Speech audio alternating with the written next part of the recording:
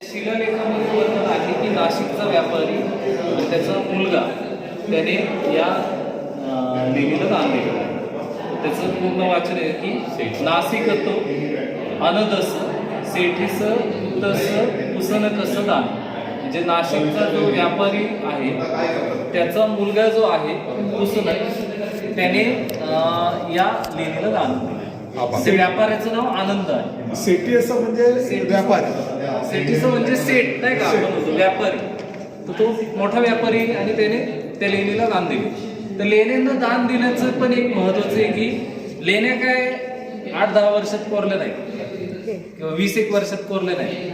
या लेण्या कोरायला शेकडो वर्ष लागतात. साधारणतः आज जरी आपण बांधकाम म्हटलं, पूर्वीच्या काळात खूप वेळ लागायचा, वर्ष बिल्डिंगचं काम चालायचं. पण आता फास्ट होतंय टेक्नॉलॉजीमुळे. पण ते त्या काळात तर अजून स्लो होतं, कारण की पूर्ण स्ट्रक्चर तुम्हाला दगडात करायचं.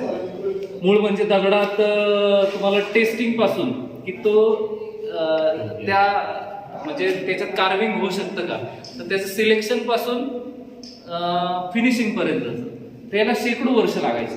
आणि ह्या शेकडो वर्षांच्या काळामध्ये असे काही डोनर होते, दानदाते होते, की त्यांनी ती काम त्यांच्या पुढच्या पिढींनी सुद्धा चालू केलं. आणि म्हणून आपल्याला बऱ्याचशा शिलालेखांमध्ये वडिलांचं नाव मिळतं, आईचं नाव मिळतं, मुलाचं नाव मिळतं.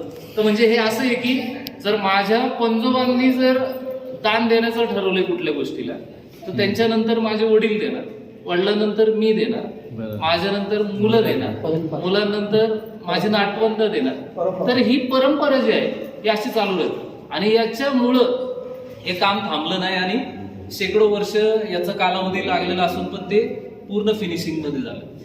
आता लेण्यांमध्ये गेल्यानंतर आम्हाला त्या कारागिरांविषयी का खूप भारी वाटतं, की त्यांना सेल्यूट का करावं असं वाटतं, कारण की जो कारागीर त्याचं डिझाईन बनवायचा त्याला हे नक्कीच माहिती असेल की ही लेणी पूर्ण झाल्यानंतर बघायला मी नसणार, कारण की हे एवढं भव्य काम आहे.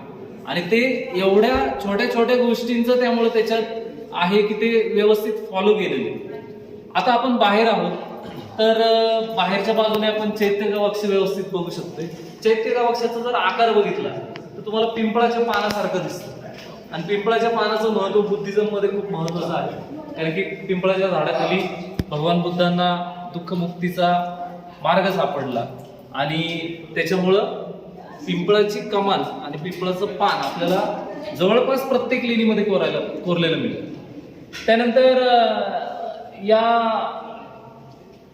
याच्यामध्ये लाकडी काही दरवाजे किंवा जो प्रकाश आहे तो कंट्रोल करण्यासाठी लाकडी तिथं खिडक्या असतील त्या काळात. आणि ते लाकडी त्या खिडक्या बसवण्यासाठी तिथं आपल्याला ती खोबणी दिसते, खाच दिसते. आणि त्याच्यानंतर असे या दगडी अशा पट्ट्या आहेत बघा. तर हे काय आहे, तर एक 3D विजन मिळतं तुम्हाला. या पट्ट्या फॉलो करतात आतल्या लाकडी पट्ट्यांना आणि तुम्हाला बाहेरनं जस्ट असा आकार बघायला मिळतो. म्हणजे जणू काही आपण चैत्यगृह बघतोय. तर हे जे आहे हे चैत्यगृहाची 3D डिझाईन आहे. म्हणजे तुम्ही बाहेरनं म्हणजे कारला भाजी जर बाहेरनं बघितलं तुम्हाला सेम असंच तिथं आकार मिळतो. तर त्याच्यावरती इथं दोन्ही बाजूला म्हणजे टॉर्च नाही माझ्याकडं, परंतु हा जो चौकोनी भाग दिसतोय दोन्ही बाजूला, त्याच्या खाली जर बघितलं तुम्हाला एक चक्र म्हणजे साधारणतः अशोक चक्र तिथं ते पेंटिंग आहे त्याचं एकदम खूप पुसटच आहे. दोन्ही बाजूला तुम्हाला ते बघायला मिळेल, गोलाकार तुम्हाला तो आकार बघायला मिळेल. तर हे पेंटिंगचे इथं अवशेष आपल्याला बघायला मिळेल. त्याच्यानंतर या कमानीला काही छोटे छोटे हे आहेत ड्रीप केलेले. कदाचित याच्यावरती अजून काही लाकडी भाग असू शकतो त्या काळात, किंवा काही डिझाईन किंवा त्याला पेंटिंग बसवण्यासाठी त्याच्यावरती हा भाग असेल. त्यानंतर हे जे प्रत्येक कप्पे याच्यामध्ये सुद्धा पेंटिंग केलेलं आपल्याला दिसतं. ते जर अजिंठ्याला तुम्ही जर गेलात तर तिथं खूप छान पद्धतीने आपल्याला अजूनही बघायला मिळतं की या प्रत्येक चौकामध्ये पेंटिंग आहे. त्याच्यानंतर हा भाग आहे हा त्या काळातले जे चैत्यगृह आहे किंवा विहार आहे त्यांचं छत कसं होतं, त्याचा साधारणतः आकार कसा होता ते आपल्याला दिसतं. हा जो आहे